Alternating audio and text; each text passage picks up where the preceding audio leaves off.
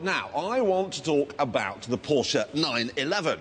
OK, now this is designed to be as fast as the laws of physics allow, and that's great.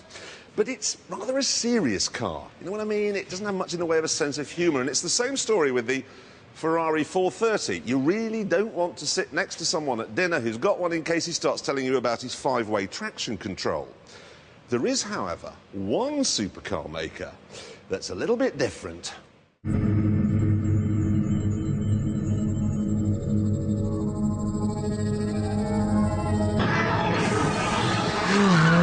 Lamborghinis are for people who want to move about in a big pantomime, a massive West End musical full of colour and noise. And to hell with how fast you can go round a corner. Unfortunately, the Gallardo, the baby Lambo, never really cut the mustard. As you'd expect, it isn't quite as nice to drive as a Ferrari 430. The steering isn't quite as delicate, there's less immediacy from the engine, and there's not quite as much poise. Sure, it has a flappy paddle gearbox and they just up the power a bit, but it still isn't a proper driver's car. Now, that would be fine if it was flamboyant and mad, but it isn't. It feels sort of like a big Audi TT.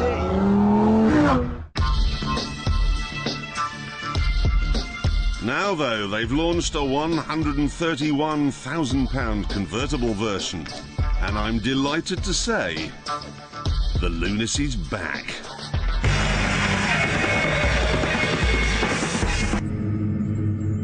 There are faults. The steering wheel, for instance, is covered in a bath mat, and if you push the seat all the way back, as I have to, it squeaks against the firewall. Can you hear that? Does that the whole time you're driving along.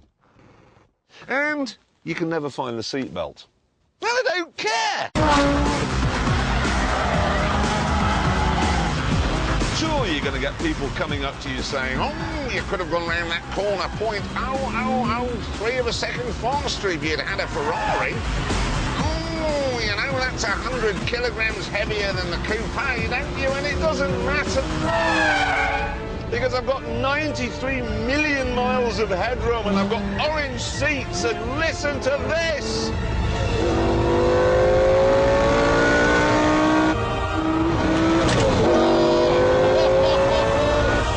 The sound of a 5-litre V10 engine. It's the noise of 512 rampaging Italian horsepowers. It's like listening to the Cirque du Soleil being chopped up by their own chainsaws.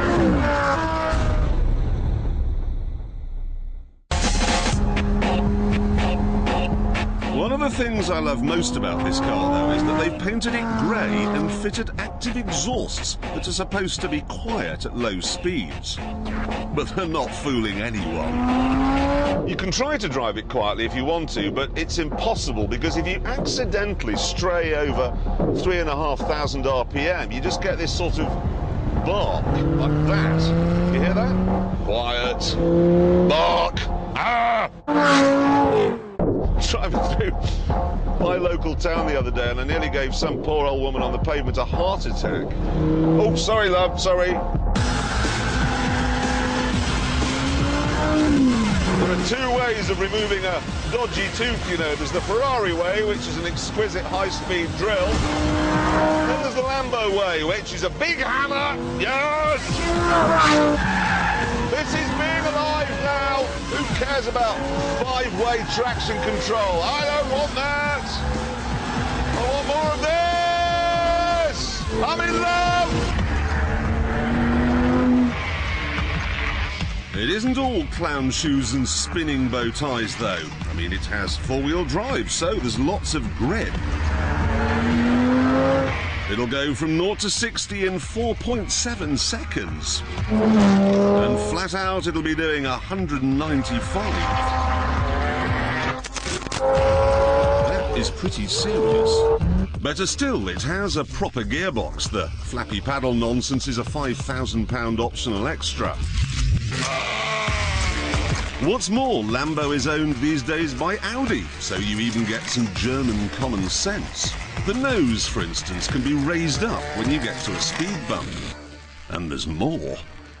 Inside, a lot of the equipment, the sat-nav, the aircon, the dials and so on, all come from an A8, so they sort of work.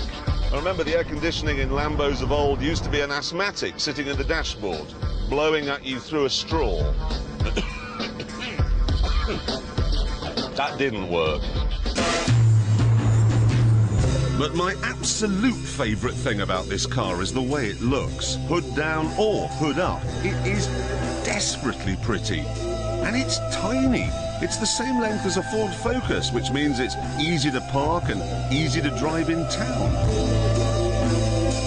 What we have here then is not, by any means, the best driver's car in the world. But you could use it every day if you wanted to, and it has the most important characteristic that I look for in a car. It's a laugh.